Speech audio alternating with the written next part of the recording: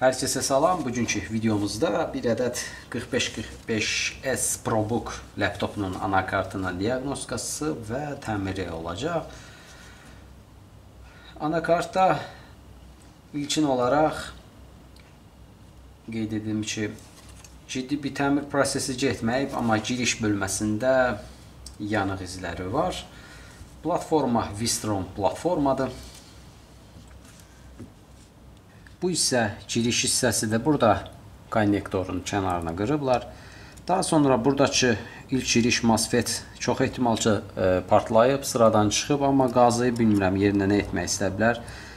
Ümumiyyətlə heç bir şey lehimlənməyib bura, amma burada isə flaks izləri var. Bəlkə də buradakı MOSFET-i çıxartmaq üçün istifadə ediblər, bilmirəm yoxsa yox. Təbii ki, bu isə təmizləndikdən sonra görəcək. Yəni əsasən giriş hissəsində belə deyim, bir ədəd giriş MOSFET sıradan çıxıb. Ancaq anakartın digər hissələrində qısa qapanma varmı yoxsa yox. İlk öncə qeyd edeyim ki, bu hissəni təmizləmək lazımdır. Çünki burada gördüyünüz kimi artıq birinci qatımızın üzərində yanıq izləri var. Həmçinin alt tərəfdə də rənginin dəyişdiyi bilinir. Çünki buradakı olan qısa qapanmanı bu hissəni daha doğrusu təmizləmədən digər bölmədə ilk giriş hissəsində qısa qapanmanı axtarmağa ehtiyac yoxdur. Çünki bura şübhəli olaraq bizə ilk görünən yüz alaraq baxışı olan bir yerdir.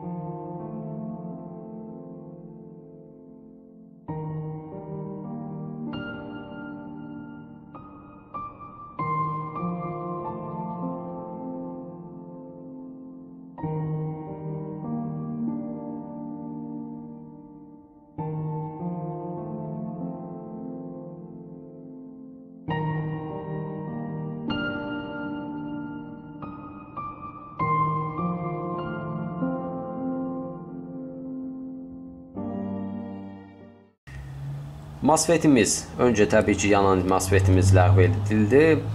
Daha sonra buradakı aşağı alt təbəqə izolyasiya edildi.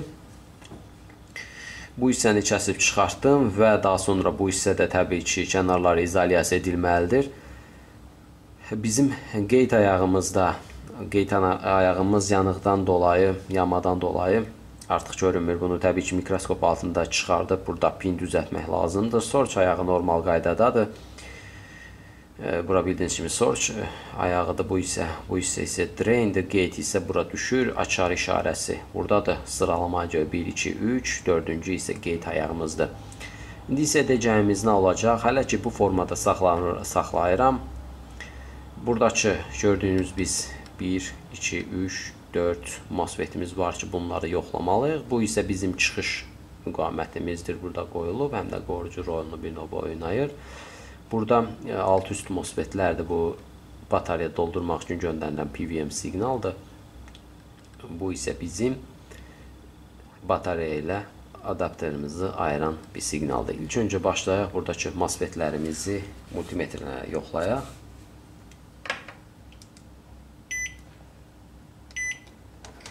Multimetrəmiz səs rejimdədir hal-hazırda.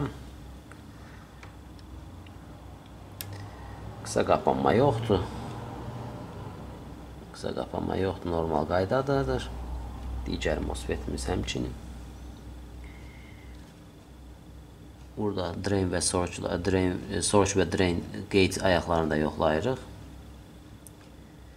Qaydasındadır. Buradakı MOSFET-də yoxlayaq.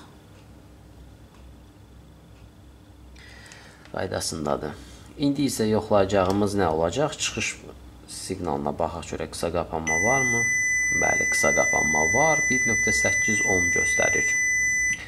Bu 19 xəttində qısa qapanma olduğunu bildirir. Normaldır, çünki giriş siqnallarında çoxu zaman yüksək bir qısa qapanmada bəzən heç bir problem yaratmır, özü sıradan çıxır. Bəzən isə digər bölmədə hər hansı bir kontrolleri və ya da hər hansı bir kondensator MOSFET-i sıradan çıxarda bilir. Hər zaman qeyd edirəm ki, vizual baxış anakarta ümumiyyətlə çox mütləq şəkildə lazımdır. Ümumiyyətlə, vizual baxış təmirin 50%-ni təşkil edir. Yəni, bir çox vizual baxış var ki, təmirin yarısını artıq həll edir. Sənə qalan bəzi komponentləri dəyişmək olur. Burada isə vizual baxış baxdığımız zaman anakartımızın ümumiyyətlə bu hissəsində elə bir ciddi oksidlənmə yoxdur.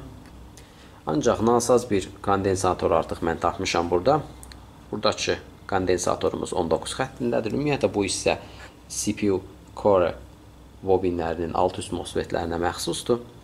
Buradakı gördüyünüz kimi bizim kondensator elə də ürəkacan deyil, artıq üstündə çatlaqlar var. Təbii ki, bu da 19 xəttə bir jumper rolunu oynayır bu formada. Daha sonra şiş bir oksidlənmə də var burada. Baxın bu hissədə. Burada hətta bir müqavimət də var. Təbii ki, bu metalı öncə çıxartmaq lazımdır ki, daha sonra orada mikroskop altında onu incələyək. Ümumiyyətlə sxemdə baxmaq lazımdır, görək müqavimət nə qədərdir. Ancaq ilk öncə bizim dediyim kimi artıq heç bir mən heç bir jumper bağlamadan buradakı kondensatoru göz təması ilə müəyyən etdim ki, qısa qapanma yaradan bir kondensatorumuz 19 xəttində dayanan filter kondensatorumuz var. Buradakı kondensatoru anakartımızdan ayıraq.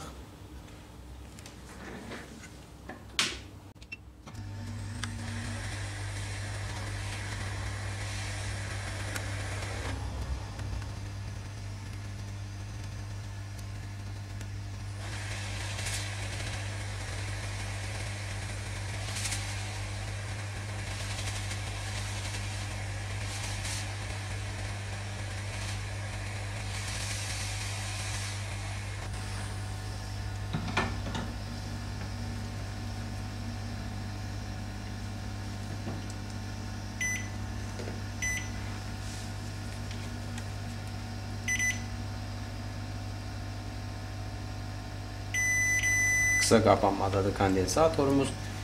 Yenidən baxaq. Artıq qısa qapanmamız yoxdur. Müqavimət isə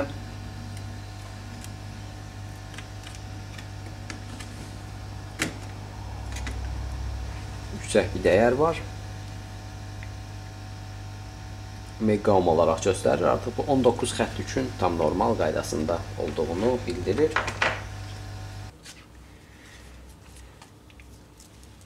CPU soyutma sisteminin metalını çıxartdım. Çünki burada əgər bir iş görürüksə, ətrafında bildiyiniz kimi plastikdir bu. Həm də çoxu zaman oksidləmə olduğunda bu metalın arxasında bildiyiniz kimi yol xətləri var. O da daha aydın görünür. İndi isə buradakı olan biz oksidləməni təmizləyək. Bunu isə Mr. Muscle yaşıl rəngi ilə edirəm.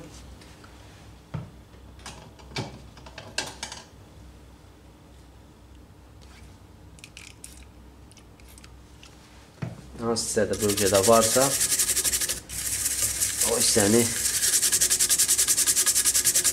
təmizləyək. Təbii ki, bu prosesdən sonra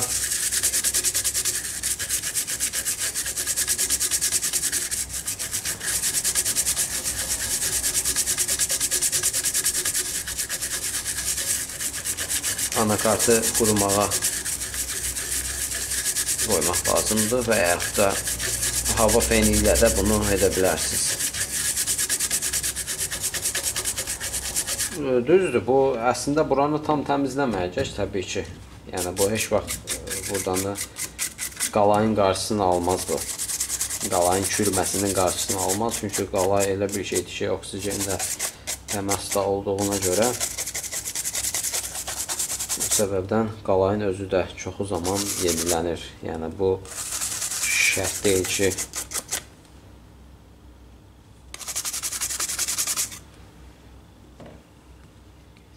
yəni bunu Stermoskol və ya da hər hansı bir maye olsun, bura üzərinə sürtək şotka ilə təmizlədikdən sonra diş fırçası ilə və ya da hər hansı bir fırça ilə təmizlədikdən sonra bura tamamlandısa, təmizləndisə, o demək deyil ki, artıq bu hazırdır. Xeyr, təbii ki, burada çünki çoxu zaman oksidlənmə, çürümüş lehim qaldıqları daha çox üzə çıxır. Ona görə o üçün yaxşıdır ki, biz haradakı çürümədə olan hissələr varsa, yenidən lehimlənir, dəyişmək lazımsa o elementlər dəyişilir. Buradakı olan artıq təmizləndi. Onsuz da elə bir ciddi, belə deyim, problem yox idi. Amma məsələn, baxın bura. Gördüyünüz kimi təmizlənsə belə qalayın, çürümüş qalay dəlikləri. Qalayın ümumiyyətlə üzərinə baxdığınız zaman artıq burada az da olsa çürümə olur. Ona görə də burada daha sonra qazınaraq təmizlənir.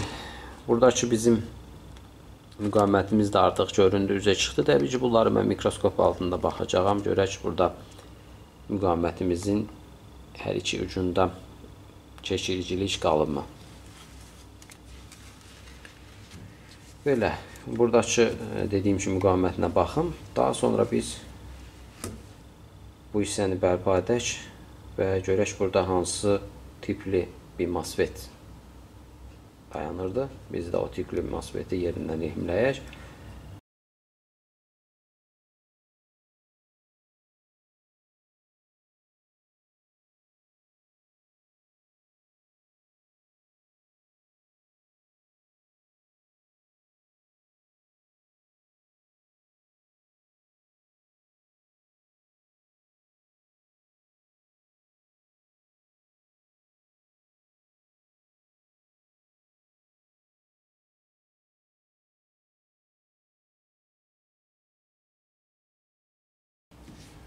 Giriş MOSFET-imiz bərpa olundu.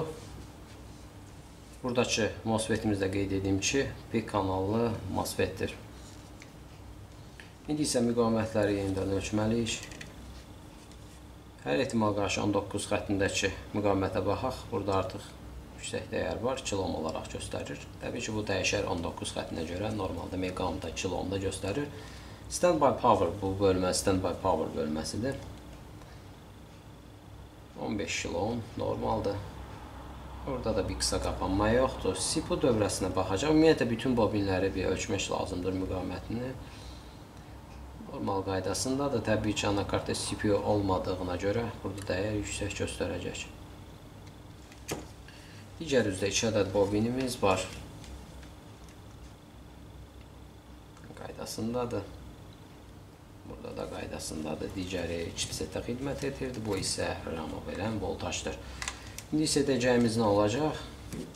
Anakartımıza təbii ki 19 voltaj verməyimiz lazımdır.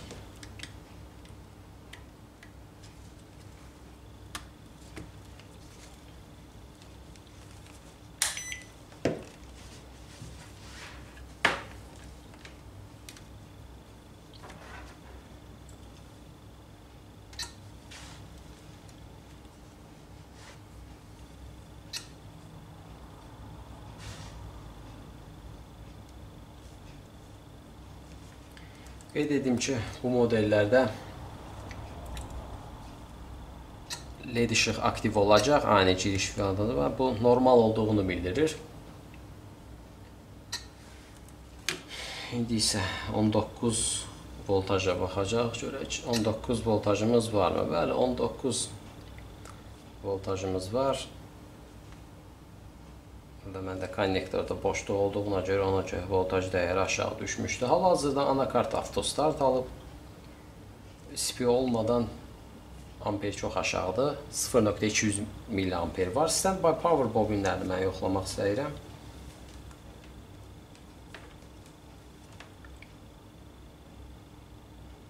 Beş voltajımız var.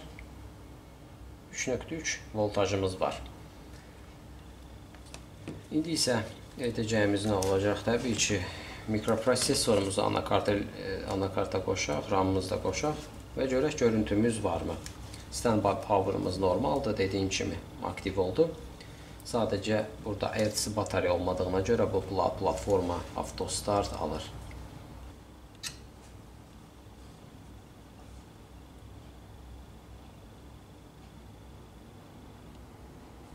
Və budur. Artıq görüntümüz var. Qeyd etdiyim kimi laptop avtostart alır. Soyutma sistemini də bağlayıb test etmək lazımdır. Laptopumuzu tam toparlamışam artıq mən. Burada bizim mikroprosesorumuz daxilində olan ekran kartı normal qurulumdadır. HD 7420G. Batarya doldurumu aşağı faizdadır. Yəni bu çox ehtimal ki, batarya bir müddət qaldığına görə bu aşağı faizdə göstərilir. Burada da yazıb aşağı siqnaldadır. Amma doldurulma prosesi gedir. Az öncə 0 idi, artıq 1% olub. Burada termal sensorlarımıza baxın. Mikroprosesorunda istilikləri, nüvələrin daxilindəki istiliklər normal qaydasındadır. Bu qədər videomuzu artıq yekunlaşdıra bilərik. İnşallah növbəti videomuzda görüşərik. Sağ olun.